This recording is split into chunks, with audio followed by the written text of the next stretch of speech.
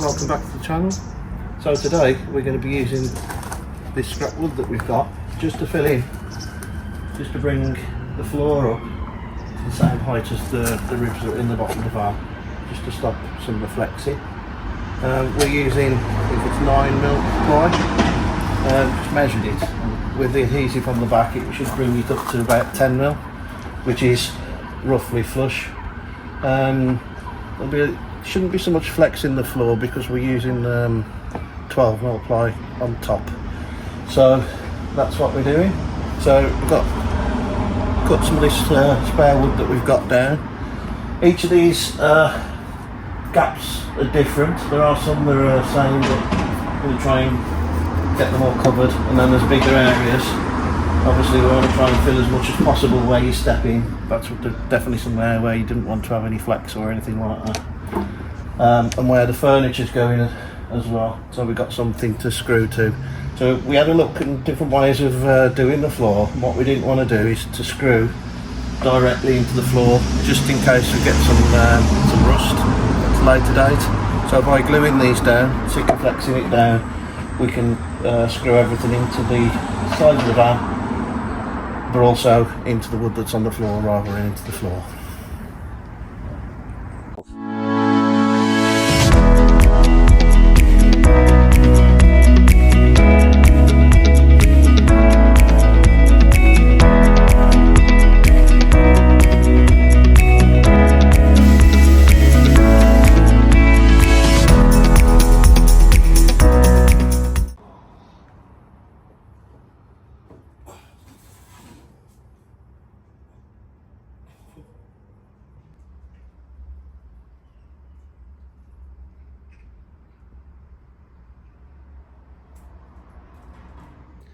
We've got most of the battens down for the floor now, ready for the plywood to be scribed and fit.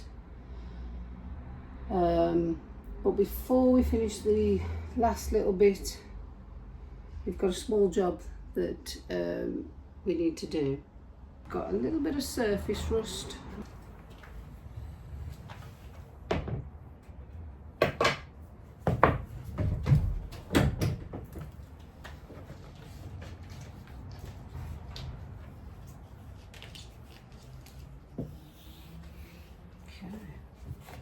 I actually think I need to take that anywhere.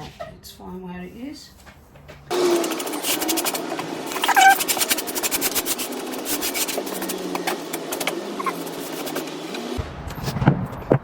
I'm going to go.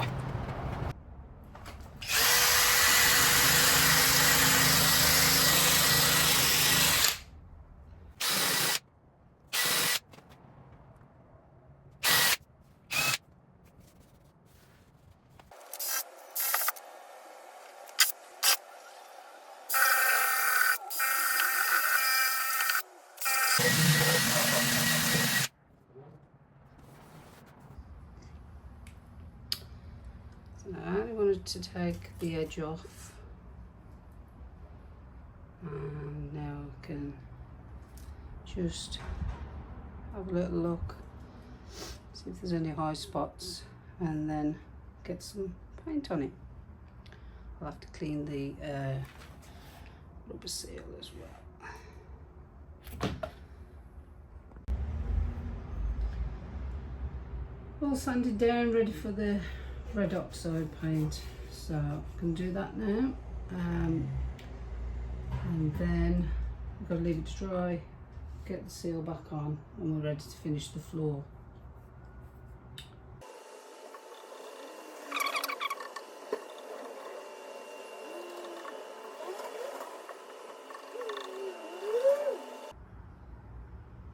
All painted.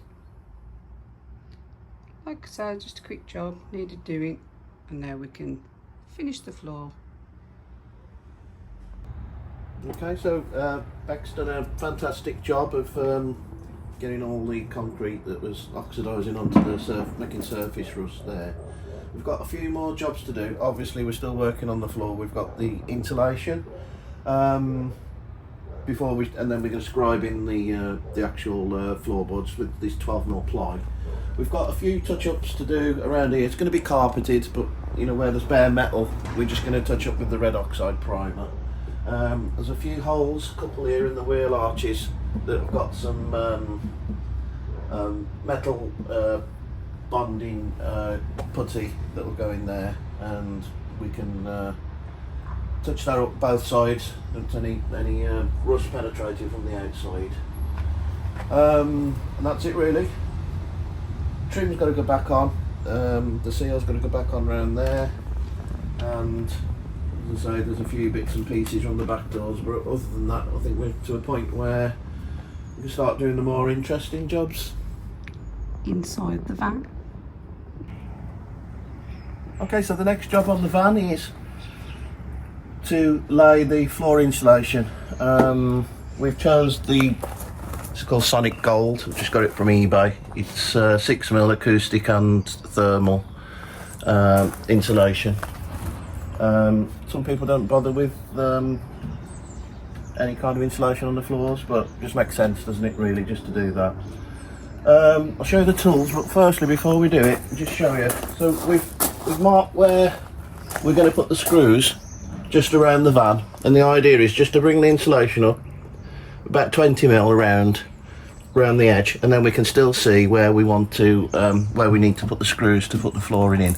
The floor's just in the house, and it's had its last PVA gluing, so that'll be nice and water resistant. Just take you around the back of the van. So it's a nice and easy job this morning. Didn't film much of the cutting of the ply because that was a bit of a fight. So you don't really need much for this. We've got a Stanley knife, pair of scissors, bit of rag, and some silver foil tape just to secure it around the edge of the van. So we'll set it up on a time lapse and we'll show you what we've done. Oh, just one thing that we forgot to tell you. To be able to glue insulation to your campervan floor, you may need glue. One of the main things, really.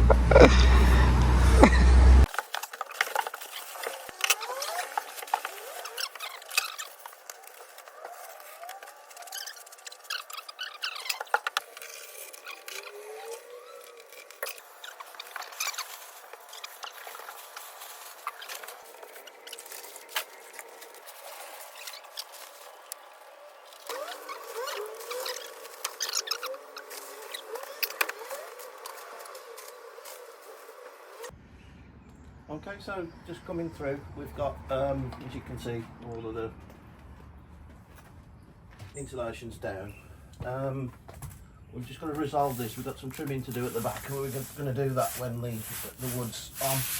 So we haven't glued this back area down just yet. We're just going to use the aluminium tape and just go around the end, the edges, and just seal that to the frame of the van. And then after that, I think we're just ready to put the flooring down.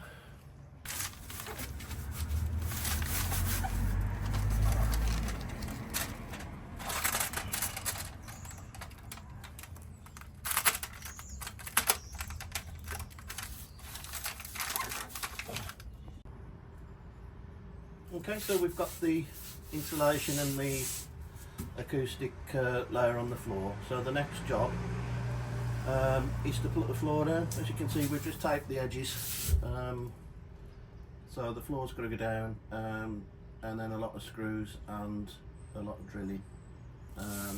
Just the end bit, we're going to trim that once we've got the wood at the end, so we can make a nice neat job. Got the step as you walk in, that's all ready. It's going to have an aluminium trim on the probably on the back and at the front as well, just to protect. We are going to be putting some vinyl type floor down. We're not 100% sure yet at this moment whether we're going to be doing it afterwards or before we do the kitchen and the bed. Okay, so just going to look at the way that we're going to be doing the floor in the van. So we've got the 12mm ply, and there's various ways of cutting the ply to fit we've used 2 sheets of ply, so we decided rather than making 3 joins, as in front, middle, back, our joins are going to be underneath the kitchen, because obviously I'm going to be treading there. So we was quite keen not having any joins where you're going to be walking really, so in the less travelled areas. So if there's any flexing, it's not going to come through. So how we're going to do the floor? So we've got our ply ready to go. So there's a couple of ways of making sure your ply fits. So obviously ultimately you're going to be cutting that ply out. Okay, so the first method would be the scribe tool. So you can make your own scribe tool. So what you would do in that occasion, so I've got this little heater here. So you'd measure from the back of the heater to the front of the heater, and you take that as a measurement. You get a stick, a lollipop stick or something like that, or a slightly wider piece of wood, and you'd make a point, and then at that measurement that you've measured there, you would drill a hole, put your pencil, and you would use that as a scribe. Obviously that would only ever work for that measurement, so you'd end up having several of them, or one scribe tool for every single thing you scribe. Alternatively, you can purchase an adjustable scribe tool. So this was quite a cheap one from Temu or something like that, but the benefit of this one is that it's got a adjustable part in the middle, so you would measure that. Let's say that it's something like 25 mil or whatever, 25 centimeters or wherever. You would set that up to there. Clearly not 25 centimeters, because that's not 25 centimeters. But you would measure whatever that measurement is there. You'd match it to that, and then you would use this. This has got double ends, so you've got a roller side, that side, and then you've got a point, that side. So I would set it up at that distance. I would offer imagine this is the wood, and this is the van floor, and this is the item I want to go round. So I'd offer it up like this, so it's nice and flush on this side. I would set this up to the correct distance, and then I would bring this along this edge, and then when I got to the actual item, I'd bring it forward so it's touching all the way down, and that would transfer the profile of this item onto here. Now the one drawback is with that is that there's a shoulder on here, and when you get to this point, at some point it's going to foul. So what I would do is I would get my adjustable or set square and draw some square lines there, so that will give me the width, and all I would do is use this, and where it intersected with those lines, that would give me my cutout. All of that's fairly easy. Where we find that these sometimes fall down a little bit is when you've got a scribe more than one surface. So for instance, you've got this side's not square, and that side's not square, so you wouldn't be able to offer it up. For instance, if there was an item here, something like a wheel arch, I'll just use this as a prop, you wouldn't be able to offer that up to the item, to the thing, because that's in the way. You imagine that's higher, so you wouldn't be able to offer that up, so you would have to transfer measurements then. So it's a little bit more time consuming, and obviously you've got to check several times just to make sure that that's right. So other couple of things that you could use, you've got this profiling tool here.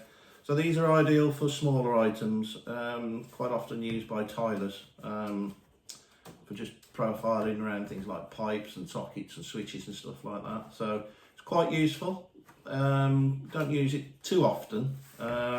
Really, it's quite a handy little thing just to have. Again, this is just a fairly cheap one, so you just offer this up against the item that you want to scribe around, and then you just push it in, and you will get the, let's get it all straight first, push it all down that way first, and then you just push it in, make sure this edge is square with that, and then you just push it in, and then you would get the profile of that item there, and then you could transfer that onto a piece piece of wood, draw your square edges there, and then there's your radius. So you'll get a very good neat edge. So the way that we think would probably be best for us in our van is the template method. Now the thing with the template method is that hardly any measurement, well, no measurements at all, other than when you cut your item that you're going to make a template out, it's got to be big enough to do what you want it to do. Just going to move these aside. So I'll just briefly show what you would do. So this is some lining paper, which is ideal because it's kind of semi-rigid. It's probably one of the thickest lining papers that you can do. So what I would do with this is you'd put it, flatten it out first if it's all bent, and you'd mark it up, bring it up to the item that you wanted, and then you would cut this first. So, and you could be quite crude with it really. I mean, I would still probably draw my square lines, but then this bit here, even if you nibbled it out a bit at a time, you could still do it and just keep offering it up and offering it up. If you find that you've taken too much material away, we can use masking tape, and what you do is the way you've taken it some away, just place a little bit of masking tape on that gap. So eventually, even if you've got to go around something round like this, and let's say your template that you've cut was a little bit too short on most of it, all you would do is get your masking tape, small pieces, and keep putting those little pieces round until you formed a rough radius that you want to cut out. Once you've got your template cut, you can transfer that onto something a bit stiffer like this piece of card, which we'll probably do, because it's a little bit thicker and it's a little bit more realistic. And then once we've transferred it onto that, we'll use our jigsaw and we'll jigsaw that profile out. That way that you'll know that if your template fits, the thing that you're cutting out will fit as well, with no measuring or very little measuring. Not enough to remember any numbers, and not have to check measurements several times before you scrap your expensive plywood. So that's how we're going to go and do it. So I'm about to get the jigsaw and get started.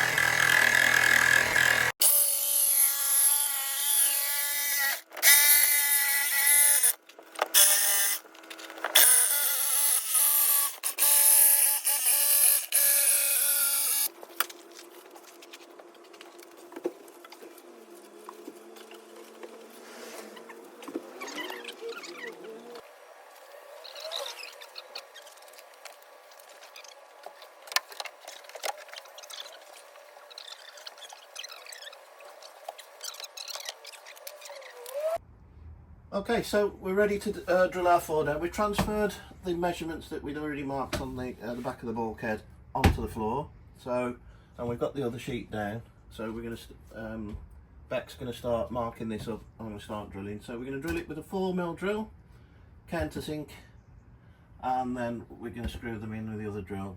We've got these 4x25 screws, which are long enough to go through the ply, through the insulation and into the battening that we've got in the floor. So that would be a nice good job. We've got 200 screws, but I reckon we probably use maybe around 100, maybe, give or take 20.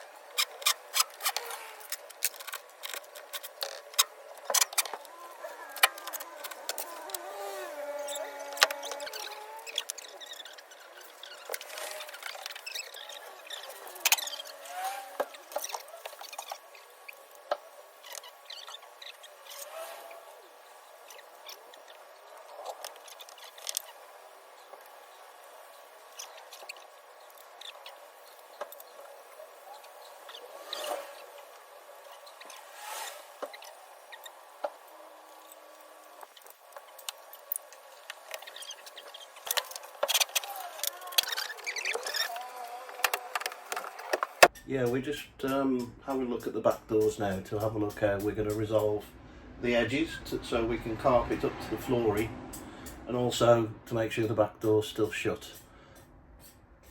I'll turn you around. Okay, so we've got the floor there, so we're carpeting it up to the floor obviously, making sure the door's still shut correctly. And we've got the locking mechanism there that we're going to insulate and carpet. And then looking round to that side, it's pretty much as a mirror image. Just one thing left to do is where the spare wheel mechanism comes through the floor there. So I'm just going to go and get a 25mm hole saw, I think, maybe a 30, just make a hole in the floor there. Okay, so that's enough for today. So the floor's down, plenty of screws in. Looking at the next jobs, I've also filled the holes in the top of the wheel arches with some epoxy metal filler, so that will go off, touch that up with some red oxide paint,